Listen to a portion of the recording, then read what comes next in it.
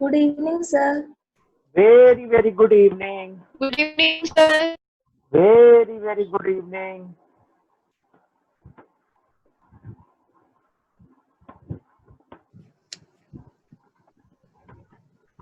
तो आज की क्लास स्टार्ट कर रहे हैं.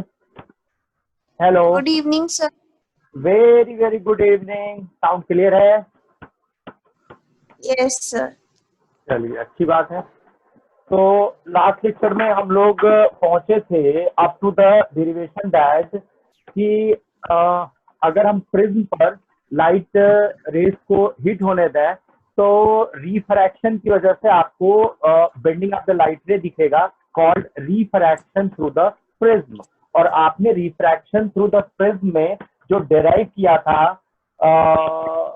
रिफ्रैक्टिव इंडेक्स का formula, that was the ANG is equal to sin A plus del M by 2 upon sin A by 2. ये डेराइव किया था. इसका आपको डेरिवेशन भी मिलता है एग्जाम में, और इसका आपको जो है न्यूमेरिकल बेस पे मिलता है. आज देखेंगे न्यूमेरिकल, तो अपडेट कर देंगे आपको. अब आइए, प्रिज्म में आपने डेविएशन देखा था. अगर आपको याद दिला है तो आपने देखा था प्रिज्म में कि अगर हम इंसिडेंट रे लेके चले, फर्स्ट फेस पर हिट होने दें तो ये टुवर्ड बेस बेंड करता है. फिर सेकेंड सरफेस पर अगर नॉर्मल खींचे तो वहां हम रे को देखें तो फिर ये फाइनली ये भी बेस की तरफ ही बेंड करता है. इसको हमने रिफ्रैक्शन थ्रू द प्रिज्म कहा था. और यहाँ हमने ये देखा था कि this was the incident ray and this is the final emergent रे.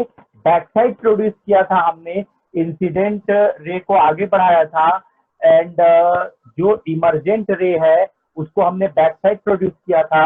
तो इंसिडेंट एंड इमर्जेंट रे का जो इंटरेक्शन था, this was the angle of deviation del. अगर हम प्रिज्म एंगल ए को इस्तेमाल करते चले जाएं तो प्रिज्म कुछ ऐसा दिखेगा. दिस और इस्तेमाल करते चले जाएं तो प्रिज्म कुछ ऐसा दिखेगा.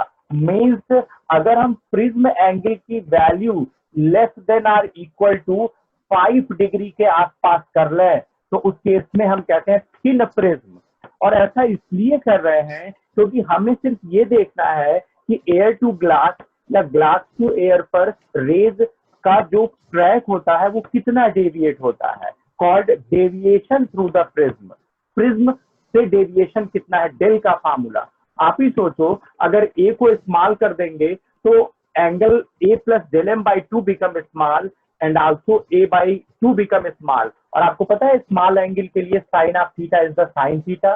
मीन्स अगर हम रिफ्रैक्शन थ्रू प्रिज्म के फार्मूले में सिर्फ ये कंडीशन इंपोज कर रहे हैं कि prism angle is very small, तो उस केस में sine A plus del M by 2 को हम सिर्फ A plus del M by 2 लिखेंगे एंड साइन ए बाई 2 को सिर्फ ए बाई 2 लिखेंगे. अगर ऐसा है तो हमें क्या मिलने वाला है, air and glass is equal to by 2 cancel हो जाएगा, A plus del M by A ना ये हो जाएगा 1 plus del M by A. 1 को इधर ट्रांसफर कीजिए. Now air and glass minus 1 is equal to del M by A. यहां से हमें मिल जाएगा del M is equal to A air and glass minus 1. Simply हम del M called angle of minimum deviation, इसको हम M हटा भी लें तो बड़ी सीधी सी बात है. अगर डेविएशन की बहुत सारी वैल्यूज दी गई हैं आपको कि इतने एंगल पर ये डेविएशन है, इतने एंगल ऑफ इंसिडेंस पे ये, तो उसमें से देख लीजिएगा सबसे छोटा एंगल ऑफ डेविएशन कौन है, क्योंकि वही यूनिक होगा. यूनिक का मतलब एक, सिर्फ हर प्रिज्म के लिए एक एंगल ऐसा होता है for which the angle of deviation is minimum. और ये तो फिक्स ही है, air and glass. Prism in air है तो air and glass, prism in liquid होगा तो लिक्विड एंड ग्लास. तो ये फिक्स है. तो इसको सिंबॉलिकली ऐसे ना लिख करके हम सिर्फ ऐसे लिखें तो भी चलेगा. Del is equal to A N minus 1 means deviation, जो ये डेविएशन डेल है, this is proportional to A means prism angle. अगर हम प्रिज्म एंगल इंक्रीज या डिक्रीज करेंगे तो कॉरेस्पॉन्डिंग डेविएशन डेल की वैल्यू भी इंक्रीज या डिक्रीज होगी। और एन, अगर एन की वैल्यू वेरी कर रही है, दैट इज ये एयर में है तो एयर एंड ग्लास, लिक्विड में होता तो लिक्विड एंड ग्लास, वाटर में होता तो वाटर एंड ग्लास, तो एन अगर वेरी कर रहा है तो डेल भी वेरी करेगा। इसका मतलब है कि प्रिज्म के लिए जो डेविएशन होता है लाइट रेज का at the refracting surfaces is directly proportional to prism angle and is directly proportional to the refractive index। ये कंक्लूजन निकला, यानी जितना हायर रिफ्रैक्टिव इंडेक्स होगा उतना ज्यादा डेविएशन होगा, जितना प्रिज्म एंगल ज्यादा होगा उतना ज्यादा डेविएशन होगा, पहली चीज। दूसरा ये कि अगर हम यहाँ एक क्वेश्चन डिस्कस करें जो लास्ट ईयर नीट का था, क्वेश्चन ये था कि अगर एक प्रिज्म है, इस प्रिज्म में दिस इज ए और इसने रे को डेल से डेविएट कर दिया, अगर हम इसको यहाँ से स्लाइस कर दें इन सच अ वे कि शेडेड प्रोपोर्शन इज रिमूव्ड, ये शेडेड प्रोपोर्शन जो है वो रिमूव हो जाए, तो अब जो डेविएशन है वो सिर्फ इससे होगा, ए दिस, ये इससे अनशेडेड से। तो अगर अब देखें तो इन्होंने बताया था 50% पार्ट इज रिमूव, तो ए बिकम्स a/2, और जब अब फाइनल रेज इमर्ज आउट होने वाली है तो इनका डेविएशन डेल डैश कितना, आप लिख सकते हैं डेल प्रोपोर्शनल टू ए, आप लिख सकते हैं del dash proportional to a/2, take the ratio, means del dash new deviation proportional to new prism angle, old deviation proportional to old prism angle, take the ratio. आप ratio लेंगे तो आपको मिल जाएगा del dash by del is equal to 1/2। Prism angle आधा हो गया तो डेविएशन भी आधा हो गया। नाउ यहाँ आपको मिल रहा है new deviation is equal to half of the previous deviation. तो जब हम प्रिज्म की स्लाइसिंग एंड कटिंग करते हैं तो उस केस में प्रिज्म एंगल वेरी करते हैं, रिफ्रैक्टिव इंडेक्स थोड़ा ना वेरी करता है, तो प्रिज्म एंगल वेरी करते हैं और प्रिज्म एंगल के वेरी करते ही इनका डेविएशन भी वेरी कर जाता है। इसी तरह मैं दूसरी प्रॉब्लम आपसे कहता कि प्रिज्म डिप्ड इन वाटर, तो बताइए नया डेविएशन कितना। तो अगर प्रिज्म डिप्ड इन वाटर है तो पहले था prism in air, prism in air, अगर प्रिज्म एयर में है तो उस केस में हमारे पास हो जाएगा deviation given by the prism in air is equal to a, और ये हो जाएगा air N glass -1।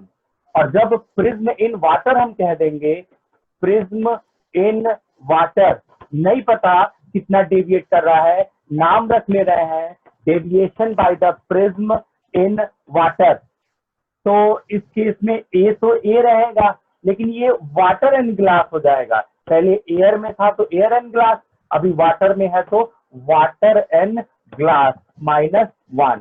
Now take the ratio, आपको सारा डेटा ये देंगे तो आपको फार्मूला मिल रहा है deviation produced by the prism in water upon deviation produced by prism in air is equal to A cancel हो गया, हो जाएगा water and glass -1 upon air and glass -1। Water and glass निकालने आता ही आपको, वाटर एंड ग्लास के लिए आप लगाएंगे glass upon water means ANG upon ANW। इससे आप यानी ग्लास का रिफ्रैक्टिव इंडेक्स अपॉन वाटर का रिफ्रैक्टिव इंडेक्स, इससे WNG निकल जाएगा, यहाँ रख दीजिएगा, ANG ऑलरेडी नोन था, यहाँ रख दीजिएगा। अगर ऐसा है तो आपको मिल जाएगा, एक कोई दे देंगे, एयर वाला दे देंगे तो वाटर वाला आप सर्च कर लीजिएगा, वाटर वाला दे देंगे तो एयर वाला सर्च कर लीजिएगा। इस तरीके से प्रिज्म पर आपको बहुत छोटी छोटी न्यूमेरिकल प्रॉब्लम्स मिलती हैं, ये 1 मार्क्स या 2 मार्क्स के लिए होती हैं और मोस्टली कंपल्सरी प्रॉब्लम में आती हैं। एक चीज और है यहाँ पे, लैबोरेटिकल फैक्ट है, थ्योरेटिकली डेराइव नहीं हो पाएगा। आप ऐसे समझ लीजिए कि आपके पास स्कूटी है, आपके पास बाइक है, आपके पास कार है, आपके पास ट्रक है, मेरा मतलब उनमें लगे छोटे बड़े मोटे और चौड़े और पतले टायरों से है, ये मतलब है। अब आप सबको बारी बारी से लेके किसी रोड पर चला के देख लीजिए, आप देखेंगे जिस गाड़ी का पहिया जितना छोटा होगा उसमें जर्क उतना ज्यादा लगेगा और आपको स्पीड भी बढ़ाने में ज्यादा एफर्ट करना पड़ेगा या लार्ज डिस्टेंस कवर में एफर्ट करना पड़ेगा। देखिए ट्रक के पहिए बड़े बड़े हैं, दिन रात चलते हैं सब, स्कूटी का पहिया छोटा है, 40 किलोमीटर चला लीजिए, देखिए कमर आपकी बोल जाएगी। हमारे कहने का मतलब है एक ही रोड है, एक ही मीडिया है और सिर्फ टायर की साइज, टायर की विड्थ के accordingly friction facing and amount of energy losing अलग अलग है। उसी तरह से जब लाइट किसी भी मीडिया में ट्रेवल करती है तो किसी भी लाइट में बंच ऑफ कलर होते हैं कॉल्ड पॉलीक्रोमैटिक लाइट। जरूरी नहीं है कि लाइट येलो है तो मोनोक्रोम हो, येलो है तो येलो में भी तो कई सारे कलर है, येलो 1, येलो 2, येलो 3, अरे light yellow, light dark yellow, ठीक है, एंड कहते हैं बहुत ज्यादा डार्क येलो। तो मतलब येलो का मतलब बहुत सारे येलो, बहुत सारे शेड मिलेंगे आपको। उसी तरीके से कभी भी कोई लाइट मोनोक्रोम नहीं होती। येलो है तो ठीक है, उसमें most of the proportion is yellow, बाकी सब थोड़े थोड़े होंगे, इसीलिए वो कलर शो नहीं कर पा रहे हैं। तो यहाँ अगर कोई लाइट जो कि पॉलीक्रोमेटिक है, containing bunch of colors, red, yellow, green, blue and so on, अगर वो एक मीडियम से पास हो रही है तो हर कलर के लिए रिफ्रैक्टिव इंडेक्स जो फेस होगा वो रिफ्रैक्टिव इंडेक्स अलग अलग वैल्यू का होगा। मीन्स जब light rays of different colour किसी मीडियम से पास होती हैं तो हर मीडियम का जो रेजिस्टेंस ऑफर्ड है, जो रिफ्रैक्शन ऑफर्ड है, जो बेंडिंग है लाइट, ये सब अलग अलग होती है। बाई लैब ये देखा गया कि वायलेट रे को सबसे ज्यादा डिफिकल्टी होती है। जैसे रोड पर अगर बहुत गड्ढी गुड्ढा है रोड में और स्कूटी लेकर दौड़े तो सबसे ज्यादा कष्ट आपको होगा, और वही ट्रक ले लेते या बाइक ले लेते बड़े पहिए वाला तो शायद आपका कष्ट थोड़ा कम हो जाता। तो बाई लैब हम लिख रहे हैं कि जो वायलेट कलर है वो ज्यादा रिफ्रैक्टिव इंडेक्स फेस करता है इन कंपैरिजन टू रेड रे, बाकी सब बीच में है। एनवी ग्रेटर देन अनार, आपको पता है V I B G Y O R, यही तो कलर है। वायलेट रे के लिए रिफ्रैक्टिव इंडेक्स, इंडिगो के लिए रिफ्रैक्टिव इंडेक्स, ब्लू के लिए रिफ्रैक्टिव इंडेक्स, ग्रीन का रिफ्रैक्टिव इंडेक्स, येलो का refractive index for the media, orange के लिए refractive index offered by the media, red के लिए ऑफर्ड। हमने लिखा N V greater than N R, N V greater than N I greater than N V, ये order है, ये लैब से हमने लिखा। मतलब एक मीडियम में, एक ही मीडियम में जब different colour violet, indigo, blue, green, yellow, orange, red ये चलते हैं तो सबसे ज्यादा रिफ्रैक्टिव इंडेक्स वायलेट को फेस होता है। आपको पता है velocity inversely proportional to refractive index होती है और deviation directly proportional to refractive index होता है। ये पीछे डिस्कस किया जा चुका है, आप पीछे के लेक्चर्स देखेंगे तो आपको मिल जाएगा। मीन्स जो जितना ज्यादा रिफ्रैक्टिव इंडेक्स फेस करेगा उसका एन ज्यादा तो उसका वी कम, यानी सबसे स्लो चलता है वायलेट रे, सबसे स्लो चलता है वायलेट रे और सबसे फास्ट चलता है रेड रे। सबसे लो रिफ्रैक्टिव इंडेक्स मीडियम जो ऑफर करता है वो रेड के लिए ऑफर करता है। तो अगर एन वेरी कर रहा है colour to colour for the same media, एक ही क्लास 12 है, किसी को फिजिक्स स्ट्रॉन्ग अच्छी लगती है उसका फिजिक्स स्ट्रॉन्ग है, किसी को मैथ, किसी को केमिस्ट्री, किसी का फिजिक्स में ज्यादा नंबर आता है, किसी का कम नंबर आता है। क्या मतलब है? मतलब सब्जेक्ट एक, क्लास एक तरह की, एज लगभग सबकी, लेकिन किसी को डिफिकल्टी ज्यादा होती है, किसी को डिफिकल्टी कम होती है। कोई मेहनत ज्यादा करता है, कोई मेहनत कम करता है, किसी को गॉड गिफ्टेड मिला हुआ है, मेहनत करता ही नहीं है। यहाँ हमारे पास डिफरेंट कलर के लिए रिफ्रैक्टिव इंडेक्स ऑफर्ड अलग अलग आते हैं, ये बाई लैब हमने लिखा है। आप कई ऐसे एविडेंसेस है जहां आपको ये देखने को मिलेगा। फिलहाल हम सिर्फ ये कह रहे हैं कि ये बात आपको याद रखनी चाहिए कि एक मीडिया, कोई भी एक मीडिया अगर आप लें, ठीक है, से आप वाटर के अंदर बैठे हैं और उसमें व्हाइट लाइट एंटर कर रही है तो सारी कलर्ड रेज अलग अलग रिफ्रैक्टिव इंडेक्स ऑफर करेंगी, अकॉर्डिंगली अलग अलग वेलोसिटी से चलेंगी, अकॉर्डिंगली अलग अलग अमाउंट का डेविएशन फेस करेंगी। तो इस तरीके से ये बात आपको पता चल गई। अब आप ये देखिए कि यहाँ वर्ड डिस्पर्जन आने वाला है, कहते हैं डिस्पर्जन थ्रू प्रिज्म। तो डिस्पर्जन थ्रू प्रिज्म का क्या मतलब है? डिस्पर्जन का मतलब होता है स्प्लिटिंग ऑफ स्पेक्ट्रा, मतलब जब कोई व्हाइट लाइट किसी मीडियम से पास होती है तो डिफरेंट कलर्स में स्प्लिट हो जाती है, इसको बोलते हैं डिस्पर्जन। आप स्पेक्ट्रम वर्ड जानते हैं, स्पेक्ट्रम में डिफरेंट कलर की लाइट रेज अलग अलग आपको दिखाई देती हैं। इसकी वजह जो है वो है किसी मीडिया से डिफरेंट कलर को डिफरेंट रिफ्रैक्टिव इंडेक्स ऑफर करना, means media offers different refractive index और indices to the different colours accordingly their N varies. N vary करते ही वो अलग अलग अमाउंट से बेंड होती हैं, अलग अलग वेलोसिटी से चलती हैं, और जब हमारे आई पर इम्पोज होती हैं तो गिव दियर कलर सेपरेटली, वो अपने अपने कलर को अलग अलग फील कराती है, क्योंकि वेलोसिटी कम, कोई पहले आ गया, कोई बाद में आ गया, कोई ज्यादा बेंड हो गया, कोई कम बेंड हो गया, अकॉर्डिंगली वो ग्रुप में नहीं है, एक साथ नहीं है, एक साथ आई में एंटर नहीं कर रही है। सिर्फ एयर भर एक ऐसा मीडियम है जिसमें व्हाइट कलर का डिस्पर्सन नहीं होता, इसीलिए आप घर में व्हाइट ट्यूबलाइट या व्हाइट CFL का इस्तेमाल कर पाते हैं। अगर आपके रूम का मीडियम चेंज कर दिया जाए, सच एज कोई और गैस की डेंसिटी बढ़ा दी जाए या वेपराइज बहुत ज्यादा कर दिया जाए, तो आप देखेंगे रे का डिस्पर्जन शुरू हो जाएगा और आपको अलग अलग कलर की लाइट रेज देखेंगी। आप देखते हैं जो आपको रेनबो मिलता है, जब पानी बरस रहा होता है और सन शाइनिंग होती है तो आपको जो सन की रेज है उसमें सातों कलर होते हैं,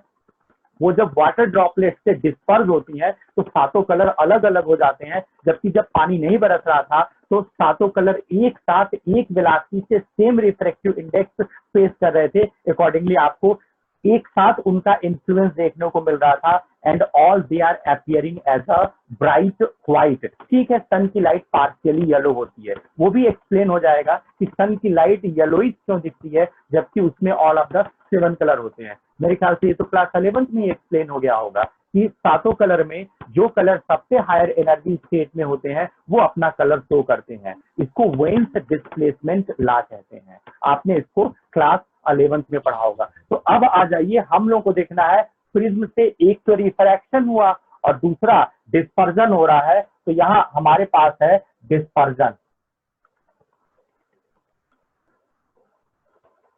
तो डिस्पर्जन क्या है? जब व्हाइट लाइट प्रिज्म से पास की जाती है तो व्हाइट लाइट अलग अलग कलर्स से मिलकर बनी है, जब ये प्रिज्म में एंटर करती है तो प्रिज्म अलग अलग कलर्स के लिए अलग अलग रिफ्रैक्टिव इंडेक्स ऑफर करता है, अकॉर्डिंगली हर कलर अलग अलग अमाउंट से डेविएट होता है और फाइनली आपको एक अर्रे ऑफ कलर्स देखने को मिलता है, this is called the spectrum. तो कैसे पता चलेगा कौन ज्यादा बेंड हुआ कौन कम बेंड हुआ? चलिए, हमने ये ले ली व्हाइट लाइट और जैसे ही इसने यहाँ टच किया एयर एंड ग्लास, फट से ये डिफरेंट कलर में स्प्लिट हो गई। अब डिफरेंट कलर में स्प्लिट होने के साथ साथ ही डिफरेंट बेंडिंग हो गई। जैसे आप देखिए ये इनिशियल इंसिडेंट रे है, आप देखिए एक कलर की बेंडिंग ये है, दूसरे की ये है, तीसरे की ये है, चौथे की ये है, पांचवे की, सब अलग अलग अमाउंट से बेंड हो रही है। और आपको पता है फाइनल इमर्जिंग जो है वो बेंड टुवर्ड द बेस है और ये भी अलग अलग अमाउंट से बेंड हो रही है। कुछ इस तरीके से हमें फाइनली यहाँ मिल रही है। अगर स्क्रीन लगाना है तो इसी स्क्रीन पर हमें कलर्ड पैटर्न देखने को मिलेगा, that is called spectrum. Spectrum क्या है? डिफरेंट कलर की लाइट रे का इंक्रीजिंग या डिक्रीजिंग वेवलेंथ के ऑर्डर में कलेक्ट हो जाना स्पेक्ट्रम है, या डिफरेंट कलर्स का एक डेफिनिट वेवलेंथ ऑर्डर में अरेंज हो जाना स्पेक्ट्रम है। हमको कैसे पता चलेगा कि कौन वायलेट है कौन रेड है? आपको पता है कि व्हाइट लाइट 7 कलर से कंपोज होती है, तो व्हाइट लाइट 7, और आपको अभी मैंने बताया कि एनवी ग्रेटर देन एनआर होता है। इसका मतलब है कि डेल प्रोपोर्शनल टू अगर एन है तो del V greater than del R, means violet ray deviates more in comparison to red ray. Violet ray deviates more in comparison to red ray. सबसे ज्यादा डेविएशन ये वाला, ये सबसे ज्यादा डेविएट हुआ है, सबसे कम ये। सबसे ज्यादा डेविएट होता है वायलेट वाला, यानी ये बेस साइड में वायलेट है। अब बाकी का कलर भर लीजिए, VIBGYOR मीन्स सबसे ज्यादा नीचे वायलेट होता है और जैसे जैसे ऊपर बढ़ते हैं ये रेड हो जाता है। इस फिनोमेना को डिस्पर्जन कहते हैं। डिस्पर्जन क्या है? व्हाइट लाइट जब प्रिज्म से पास होती है तो डिफरेंट कलर्स स्प्लिट हो जाते हैं, या white light splits into its constituent colours, इसको हम डिस्पर्जन कहते हैं। और एक डेफिनेट वेवलेंथ के आर्डर में हमें डिफरेंट कलर्स ऑरेंज मिलते हैं, इनको स्पेक्ट्रम कहते हैं। यहाँ खास बात है, ये जो स्पेक्ट्रम बना है ये दो तरह का होता है, एक को बोलते हैं फाइन स्पेक्ट्रम और एक को बोलते हैं डिफ्यूज्ड स्पेक्ट्रम। तो क्या मतलब होगा फाइन स्पेक्ट्रम का और क्या मतलब होगा डिफ्यूज्ड स्पेक्ट्रम का? सिंपल सी बात है, फाइन स्पेक्ट्रम का मतलब सभी कलर वाइडली सेपरेटेड है और हम इनके इन्फ्लुएंस को या इनके कलर्स को सेपरेटली विजिबल देख सकते हैं। आप अब कभी भी रेनबो फार्म होगा तो उसको ध्यान से देखिएगा, आप देखिएगा सातों कलर आप कभी भी आइडेंटिफाई नहीं कर पाएंगे, चार ही कलर दिखेगा आपको। That is diffused spectrum. Diffused spectrum का मतलब होता है कि हम इंडिविजुअल कलर को जस्टिफाई नहीं कर पा रहे हैं, यानी कि स्प्लिटिंग ओवरलैप करी, एक दूसरे के ऊपर ओवरलैप है, एक अभी खत्म नहीं हुआ तब तक दूसरा शुरू हो गया, अभी दूसरा अभी खत्म नहीं हुआ तब तक तीसरा शुरू हो गया, तो मिक्स्ड टाइप का है। तो जब पार्शियली मिक्स्ड है तो उस केस में आपको एग्जैक्ट अपीयरेंस इंडिविजुअल कलर की नहीं मिलती है, इसको बोलते हैं डिफ्यूज्ड। और अगर खूब ज्यादा डेविएशन होता, सब एकदम अलग अलग होते, तो उस केस में हम हर कलर को सेपरेटली देख सकते थे, कॉल्ड फाइन स्पेक्ट्रम। ये तो लैंग्वेज की बात है, हमें मैथमेटिक्स में आना है, क्यों? क्योंकि एपरेटस बनेगा इससे called spectrometer. Spectro means colour, meter मतलब मैट्रिक मेजरमेंट, यानी कि किसी कलर्ड लाइट रे में कितने कलर हैं इसको स्टडी करने की डिवाइस को स्पेक्ट्रोमीटर कहते हैं। तो यहाँ अगर हम लिखते थे तो ये वायलेट कलर का था डेल वी, ये रेड कलर का था डेल आर, सब बीच में आएंगे।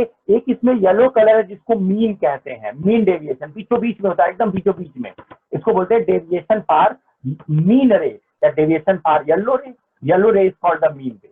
अब आपको पता है कि अगर हम इसको वायलेट को बैक साइड प्रोड्यूस करें, इस वायलेट को बैक साइड प्रोड्यूस करें और इस रेड को जो भी है बैक साइड प्रोड्यूस करें, तो ये देखिए ये जो एंगल बन रहा है इस एंगल को बोलते हैं एंगुलर डिस्पर्जन। एंगुलर डिस्पर्जन, इस स्पेक्ट्रम ने जो एंगल बनाया है that is called angular dispersion. अगर थीटा 1 डिग्री से ज्यादा है तो उस केस में ये सारे कलर अलग अलग होंगे। मतलब कोई ऑब्जेक्ट बड़ा या छोटा कब लगता है, मैं आपको याद दिला दूं, अगर ये कोई ऑब्जेक्ट है और आप ये देख रहे हैं, ये आपकी आंख है, कहते हैं ना इनकी आंख उनकी आंख मेरी आंख तेरी आंख, तो फिलहाल ये आपकी आंख है, ये आप देख रहे हैं इस ऑब्जेक्ट को, ये एंगल बन रहा है, this angle is called the visual angle. अगर आप और पास आ जाते, देख वही ऑब्जेक्ट है, आप और पास से देख रहे हैं देख, तो देखिए एंगल और बड़ा हो गया, और पास आएंगे तो एंगल और बड़ा हो गया। क्या मतलब है, आई पर जितना बड़ा एंगल बनता है ऑब्जेक्ट की साइज उतनी बड़ी होती है। इसका एंगल जो आई पर बन रहा है अगर ये ज्यादा है तो मतलब this is a fine spectrum, और ये थीटा इतना कम आ रहा है कि हम मेजर ही नहीं कर पा रहे, मतलब सब one above the other diffused है और हम इंडिविजुअल कलर्स को स्पेसिफाई नहीं कर रहे। तो एक पैरामीटर बढ़ रहा है under the name angular dispersion. Angular dispersion, तो एंगुलर डिस्पर्जन क्या है?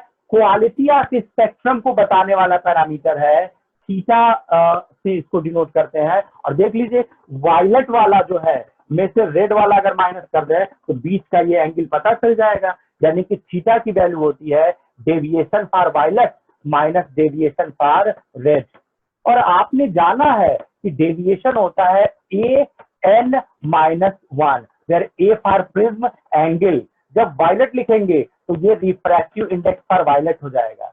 जब रेड कलर के लिए डेविएशन लिखेंगे तो ये रिफ्रैक्टिव इंडेक्स फॉर रेड हो जाएगा। मतलब डेल का फार्मूला आप जानते थे, जब वायलेट का डेविएशन का बात आएगा तो वायलेट का रिफ्रैक्टिव इंडेक्स पुट कीजिएगा फॉर द प्रिज्म।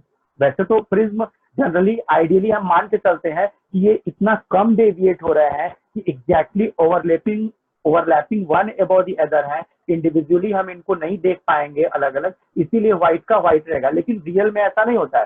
प्रिज्म अगर अच्छे क्वालिटी का है तो आप देखेंगे कि वो all of the constituent colour को सेपरेट कर देगा और सेपरेट करने पर आप स्पेक्ट्रम को देख पाएंगे। तो यहाँ अगर हम उठा के वैल्यू रख देते तो क्या मिल जाता, जल्दी की जगह हो जाता प्रिज्म एंगल NV -1 माइनस इसकी जगह हो जाता ये हो जाता NR -1। आप ब्रैकेट ओपन करके देख लीजिए, ये वाला और ये वाला कैंसिल हो जाएगा, आपको मिल जाएगा ए कॉमन है NV -NR। देखिए cause of spectrum refractive index है, और रिफ्रैक्टिव इंडेक्स में अगर अंतर आ गया फॉर डिफरेंट कलर तो थीटा अपीयर हो जाएगा, और थीटा अपीयर होते ही आप स्पेक्ट्रम यानी कि different coloured of light rays को सेपरेटली देख पाएंगे। तो इस तरीके से आपको एंगुलर डिस्पर्जन की वैल्यू मिल रही है ANV -NR। थीटा की वैल्यू ज्यादा है तो good spectrum, fine spectrum. Theta की वैल्यू कम है मतलब प्रिज्म स्पेक्ट्रम अच्छा नहीं बना रहा और सारे colour one above the other हैं, इसको हम डिफ्यूज स्पेक्ट्रम कहते हैं। दूसरा पैरामीटर डिफाइन करते हैं डिस्पर्सिव पावर। डिस्पर्सिव पावर का मतलब ability to make a good spectrum. देखिए डेली लाइफ में हम ग्लास का उपयोग दो ही चीज बनाने में करेंगे, या तो प्रिज्म बनाने में करेंगे या लेंस बनाने में करेंगे। तो लेंस से डिस्पर्जन नहीं चाहिए हमें, क्योंकि लेंस हम आई पर लगा रहे हैं आई डिफेक्ट को दूर करने के लिए। आई की फोकसिंग अगर गड़बड़ है तो इमेज क्लियर नहीं दिखेगी। तो लेंस का काम होगा not showing the dispersion, showing the refraction only. जबकि किसी भी मीडिया को दो प्रॉपर्टी दे रहे हैं, रिफ्रैक्ट करती है एंड डिस्पर्ज करती है। तो जब लेंस बनाएंगे तो डिस्पर्जन नहीं चाहिए, और जब प्रिज्म बनाएंगे तो हमें रिफ्रैक्शन नहीं चाहिए। यानी प्रिज्म से रिफ्रैक्शन नहीं चाहिए हमें, प्रिज्म का इस्तेमाल हम डिस्पर्जन के लिए करते हैं, और लेंस का इस्तेमाल हम जो है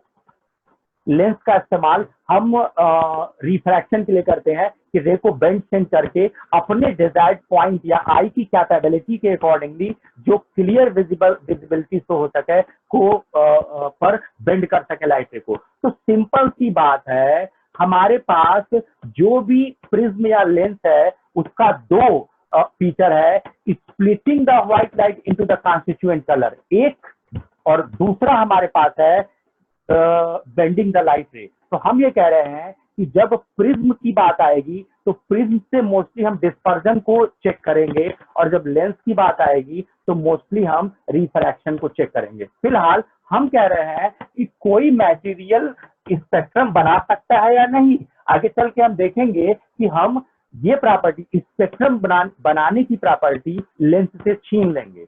यहाँ टाइम आउट दिखा रहा है, अभी ये 5 मिनट में कट जाएगा, तो हमेशा की तरह आपको पता है कि फिर हम अपीयर होंगे 5 या 7 मिनट के अंतर पर, और फिर आगे क्लास कंटिन्यू होगी, तो कोई दिक्कत नहीं है, सेम आईडी पर हम रीअपीयर हो जाएंगे। फिलहाल अभी चल रहा है तो हम आगे बढ़ रहे हैं। एक पैरामीटर डिफाइन कर रहे हैं that is called dispersive power.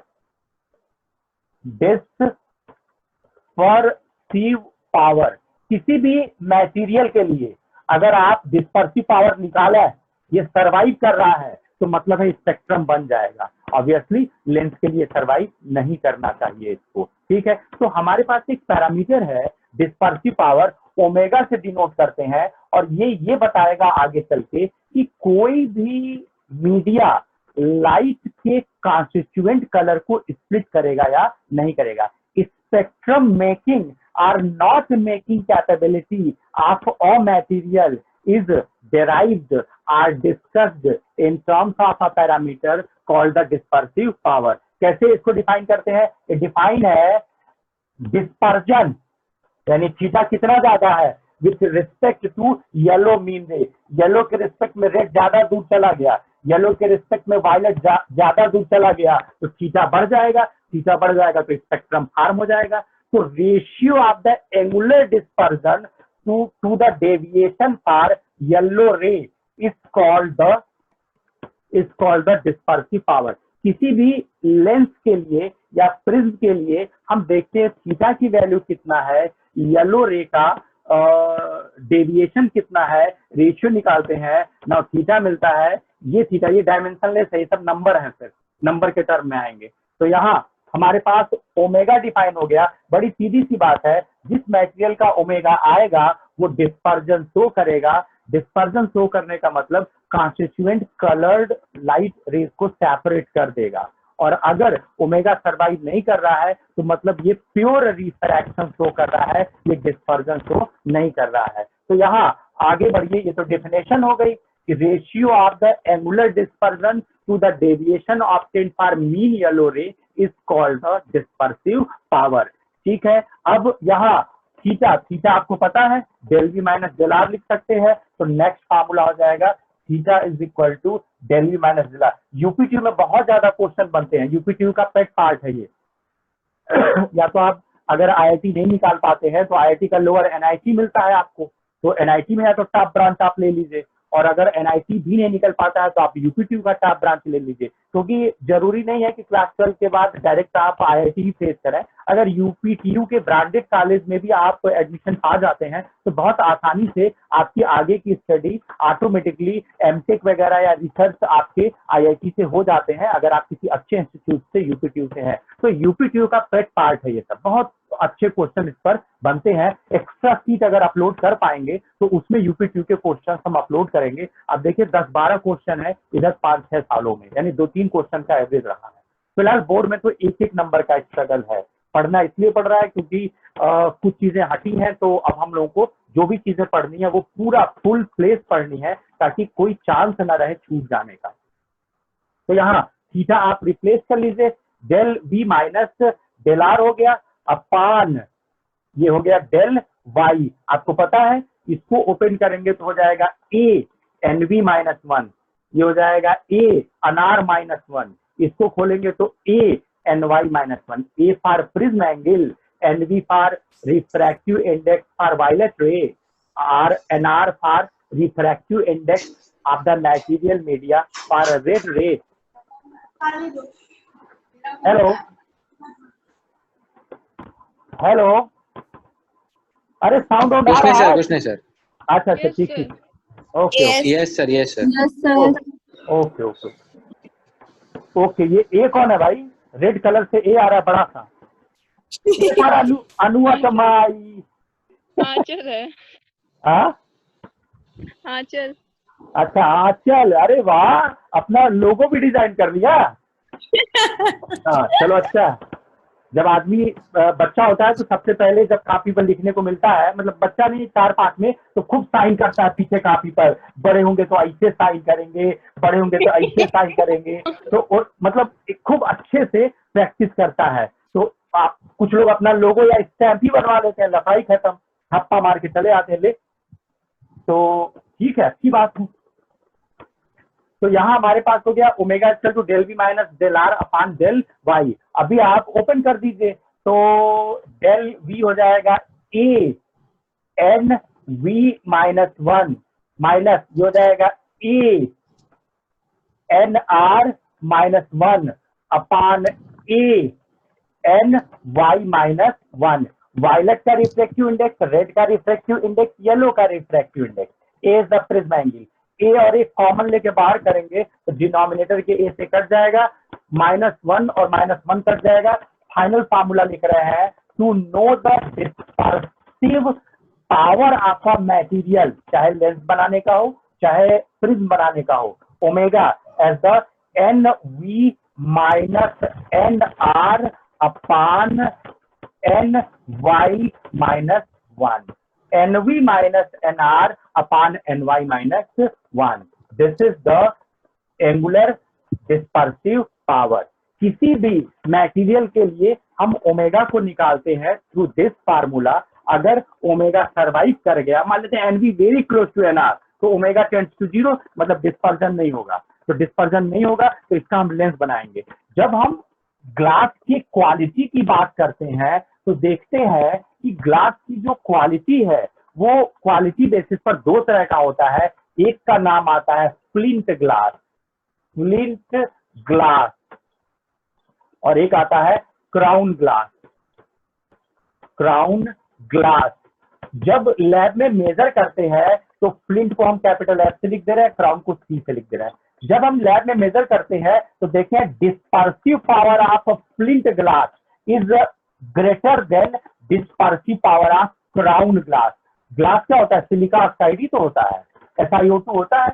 उसके जो प्लेसमेंट है मॉलिक्यूल्स के, densed form, randomly form, amorphous form, तो उसके अकॉर्डिंगली ग्लास की दो क्वालिटी बनती है, फ्लिंट एंड क्राउन। फ्लिंट का डिस्पर्सिव पावर क्राउन से ज्यादा होता है। मतलब हमें अगर प्रिज्म बनाना है तो हम फ्लिंट ग्लास का प्रिज्म बना देते हैं, क्योंकि प्रिज्म का इस्तेमाल हम कलर स्प्लिटिंग को स्टडी करने के लिए या सन या स्टार को स्टडी करने के लिए करने वाले हैं। जबकि आई पर जो लेंस लगाना है वो 7 कलर में स्प्लिटिंग ना शो कर पाए, क्योंकि हम सिर्फ फोकस करने के लिए रे को आइदर नियर और फार, जैसा कि आई में डिफेक्ट है, इसके लिए यूज करेंगे। तो हम देखते हैं कि क्राउन ग्लास का डिस्पर्सिव पावर टेंड्स टू 0 होता है, तो इसका हम लेंस बनाते हैं। तो आपसे 1 मार्क्स में पूछा जाता है कि आपको क्राउन और फ्लिंट ग्लास दे दिया जाए तो आप किसका लेंस बनाएंगे और क्यों? आंसर होता है जिसका डिस्पर्सिव पावर लो होगा उसका इस्तेमाल हम लेंस बनाने में करेंगे, जिसका डिस्पर्सिव पावर ज्यादा होगा उसका इस्तेमाल हम प्रिज्म बनाने में करेंगे, क्योंकि प्रिज्म का से स्पेक्ट्रोमीटर बनाते हैं, जो स्पेक्ट्रम मीन्स व्हाइट लाइट में अवेलेबल कलर को मेजर करने, स्टार्स के टेम्परेचर वेव में कलर्स को मेजर करने में काम आएगा। जबकि लेंस का इस्तेमाल हम दूर के ऑब्जेक्ट को पास लाने या पास के ऑब्जेक्ट को बड़ा करने या आई के डिफेक्ट को दूर करने के लिए करते हैं। हमें स्पेक्ट्रम से कोई मतलब नहीं होता, हम सिर्फ रेस को बेंड या डाइवर्ट करने की कोशिश करते हैं। इसीलिए लेंस में डिस्पर्सिव पावर नहीं होना चाहिए। हम देखेंगे हम कभी ऐसा नहीं कर पाएंगे, लेंस में डिस्पर्सिव पावर कम तो कर देंगे लेकिन रिड्यूस टू 0 नहीं कर पाएंगे। अगर ऐसा है तो हमें कलर्ड एंड बलर्ड रेज मिलेंगी। व्हाइट लाइट जो होगा वो जब भी लेंस से पास होगा तो वो कई सारी लाइट में स्प्लिट होगा, कलर लाइट में, लेकिन ये इतना ज्यादा नहीं होगा कि आप फील कर पाए, लेकिन कंप्यूटर इसको फील कर लेगा। आप देखते हैं ये आप कहते हैं ना आपके कैमरे का एक रिजोल्यूशन है, जब आप फोटो खींचते हैं तो ब्लर हो जाता है, या आप किसी फोटो को खींचिए और ध्यान से उसको बड़ा करके देखिए तो आप देखेंगे उसमें बहुत सारे कलर जगह जगह आपको लाइंस के फॉर्मेट में या एक आउट शेप मिलेगा जो बहुत सारे कलर्स के फॉर्म में स्प्लिट होगा। ये ड्रॉबैक्स हो जाएंगे लेंस के, यानी लेंस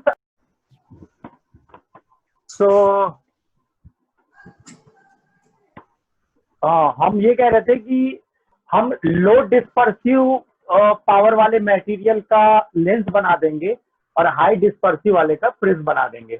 अब आइए यहाँ हमें दो थ्योरम देखने होते हैं प्रिज्म के लिए, इनको कहते हैं dispersion without deviation and deviation without dispersion. तो देखते हैं इनका क्या मतलब है। एक्चुअली में जब आप किसी भी मटेरियल का इस्तेमाल कर लेंगे either to make a prism और टू मेक अ लेंस, तो ये मटेरियल या तो ग्लास होगा, क्राउन होगा, फ्लिंट होगा, सिलिका ऑक्साइड होगा, बहुत सारे ग्लास हैं। मेनली फिजिक्स में हम दो तरह के ग्लास का इस्तेमाल करते हैं, अच्छी क्वालिटी के ग्लास की बात कर रहे हैं, तो इनका एक डिस्पर्सिव पावर आएगा। तो हम अगर चाहें तो इनका डिस्पर्जन चीज कर सकते हैं, सिर्फ रिफ्रैक्शन शो होगा, या अगर हम चाहें तो सिर्फ इनका डिस्पर्जन ले सकते हैं, इनका रिफ्रैक्शन चीज हो जाएगा। तो इसी को दो थ्योरम में देखते हैं और यहाँ से न्यूमेरिकल, ये भी यूपीटीयू का पेट, प्रिज्म एक्चुअली में यूपीटीयू का पेट पार्ट रहा है और बोर्ड में 1 नंबर से लेके 5 नंबर तक की प्रॉब्लम आपको मिलती है। तो यहाँ अगर हम टॉपिक लिखते dispersion without deviation, dispersion without deviation,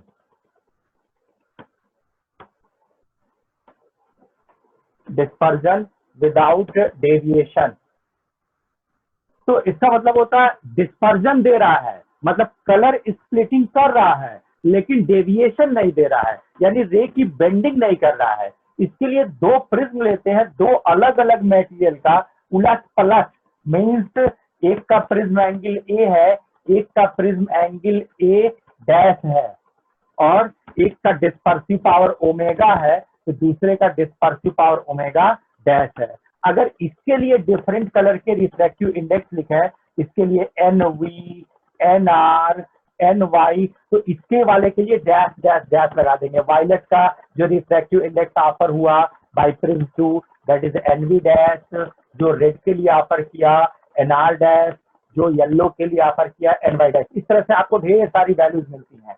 अभी अगर मैं रे डायग्राम बना के आपको समझाऊं तो ये कि एक को व्हाइट लाइट हमने हिट कराई on the prism 1, white light, इसने क्या किया 7 कलर में स्प्लिटिंग कर दी और डिफरेंट अमाउंट में बेंडिंग भी कर दी। अब दूसरा प्रिज्म इसने अपने बेस की तरफ मोड़ा, उसने अपने बेस की तरफ मोड़ा, अपने बेस की तरफ मोड़ दिया लाइक दिस, इस तरीके से, इन सच अ वे जब फाइनल इमर्जिंग रे हमने देखा तो देखा कि एग्जैक्टली पैरेलल इस तरीके से रे मिली। क्या मतलब है, अगर इनको बैक साइड प्रोड्यूस करे तो नो डेविएशन, इंसिडेंट रे के पैरेलल ये सब दिख रहा है, ये देखिए एग्जैक्टली पैरेलल। क्या मतलब है, मतलब ये डेविएट नहीं हुई है। जो ट्रैक था इसका ये वही ट्रैक मेंटेन है ये, बस ये क्या हुई कि यहाँ व्हाइट लाइट थी, यहाँ आपको विबग्योर का जो पैटर्न मिलता था, आपको पता है कि सबसे ज्यादा डेविएट वायलेट होता था, बेस की तरफ वायलेट होता था, ये वायलेट हो जाएगा, पूरा फॉलो करते हुए रेड तक चला जाएगा।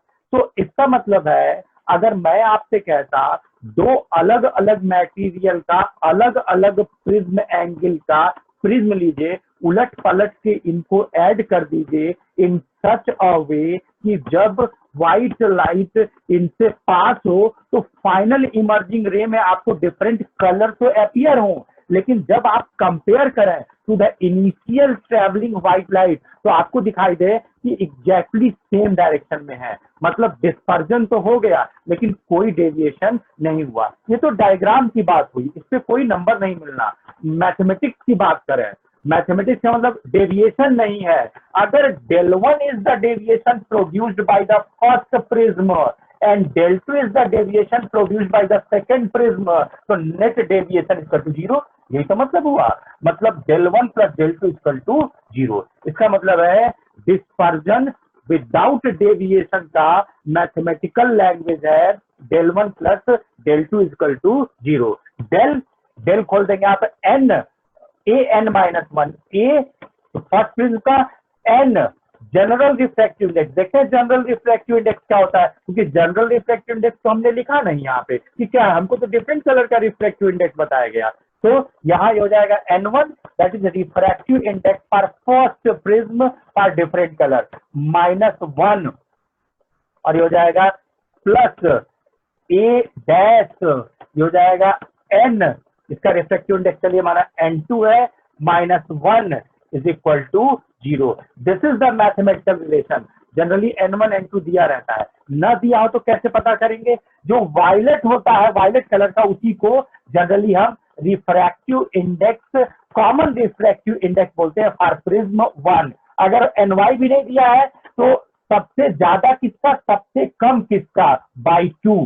क्लियर है, यही सब बातें आपको बुक में नहीं मिलेंगी। तो जब न्यूमेरिकल लगाने जाएंगे तो परेशान होंगे कि n1 कहां से आ गया, जबकि आपको ny, nv और nr दिए गए होंगे। तो अगर ny दिया गया तो वही एज अ मीन येलो रे का जो रिफ्रैक्टिव इंडेक्स ऑफर्ड है उसको हम एज अ n1 यूज करते हैं, और अगर नहीं है येलो रे का तो वायलेट और रेड वाला ऐड करके बाई 2 कर लेते हैं। सेम इज हियर, अगर n2 की बात है तो सेकेंड प्रिज्म के लिए येलो का जो रिफ्रैक्टिव इंडेक्स है या तो वो यूज कर लीजिए, ठीक है, और या तो अगर नहीं दिया है तो आप वायलेट वाले का और रेड वाले का ऐड करके बाई 2 कर लीजिए। इस तरीके से न्यूमेरिकल लगेगा। यानी हम दो प्रिज्म को रिवर्स बैक करके एक साथ अगर लगा लें ऐसे, तो यहाँ हमारे पास एक चांस बन रहा है, और वो चांस ये है कि जो फाइनल रे होंगी उनको बैक साइड प्रोड्यूस करने पर कोई एंगल नहीं फॉर्म होगा with the initial incident ray. अगर ऐसा है तो हम कहते हैं कि डेविएशन हो गया, सॉरी डिस्पर्जन हो गया, डेविएशन नहीं हुआ। डेविएशन का मतलब इंसिडेंट रे, और फाइनल इमर्जेंट रे के बीच एंगल बनना, नहीं बन रहा है एंगल। तो एक थ्योरम हमने कवर किया, डिस्पर्जन विदाउट डेविएशन। दूसरा थ्योरम आइए, डेविएशन विदाउट डिस्पर्जन, मतलब हमें बेंडिंग चाहिए और सिंगल लाइट चाहिए, व्हाइट का व्हाइट ही चाहिए, ये व्हाइट का मल्टीपल कलर मिला, मतलब डिस्पर्जन हो गया। अब बैक साइड प्रोड्यूस कर रहा है तो एंगल नहीं बन रहा है, मतलब डेविएशन नहीं हुआ। तो आ जाइए, deviation without dispersion.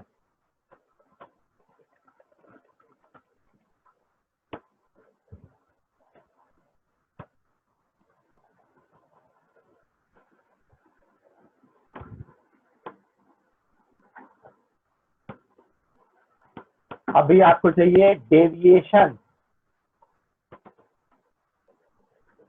Deviation without dispersion. अब आपको बेंडिंग चाहिए लाइट रे की, आपको कलर स्प्लिटिंग है चाहिए। अभी भी तरीका वही है, आप दो अलग अलग मटेरियल का प्रिज्म लीजिए, रिवर्स करके ऐसे इनको जोड़ दीजिए और एक व्हाइट लाइट को हीट होने दीजिए। This is the white light. ये तुरंत 7 कलर्स में स्प्लिट होगी और बेस की तरफ मुड़ जाएगी, हमेशा ऐसे होता था। और उसके बाद क्या होगा, उसके बाद आप देखेंगे कि ये इनको जो है वापस अपने बेस की तरफ मोड़ेगा, लेकिन इनको कलेक्ट टुगेदर कर देगा, कलेक्ट टुगेदर कर देगा और फाइनली आपको एक रे मिलेगी। अगर ये ऐसे ऐसे, अगर आप इसको और इसको आगे पीछे बढ़ाएंगे तो बीच में एंगल आपको मिल जाएगा। मतलब ये देखिए, इसको बढ़ा रहे हैं तो ये ऐसे, दैट इज ये आगे जाके हीटिंग थ्रो करेगा, मतलब इंसिडेंट रे और फाइनल इमर्जेंट रे के बीच में आपको एक एंगल मिलेगा, मींस डेविएट हो गया। तो व्हाइट लाइट थी, वापस व्हाइट लाइट मिल गई, व्हाइट लाइट बेस्ट। तो इसका मतलब है कि यहाँ हमारे पास डिस्पर्जन नहीं है, व्हाइट लाइट का व्हाइट लाइट यानी नो डिस्पर्जन।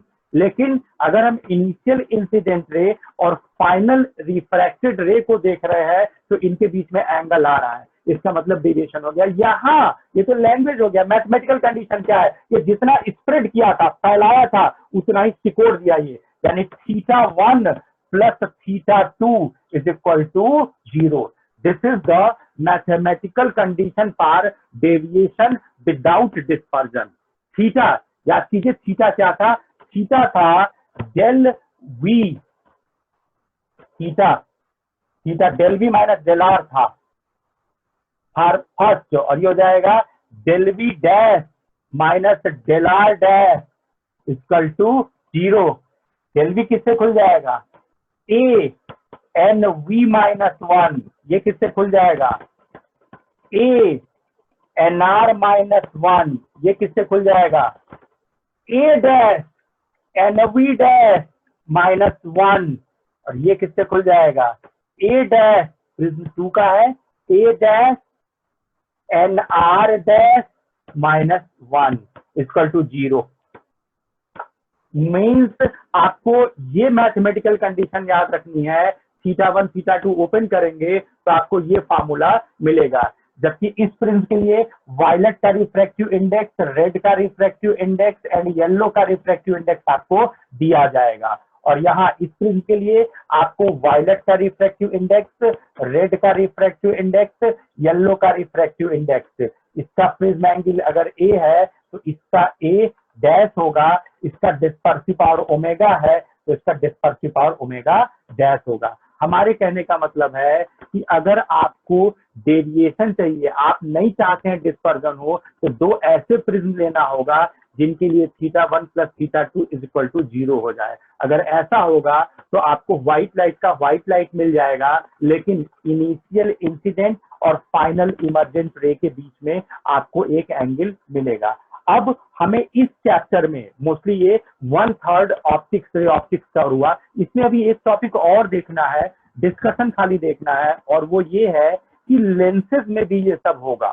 तो लेंसेज में डिस्पर्जन हमें देखना है, तो हम देखेंगे लेंस में हमें डिस्पर्जन चाहिए ही नहीं था, तो हम लेंस को अरेंज करेंगे इस तरीके से कि वो किसी भी कीमत पर व्हाइट लाइट को डिफरेंट कलर्स में स्प्लिट ना कर पाए।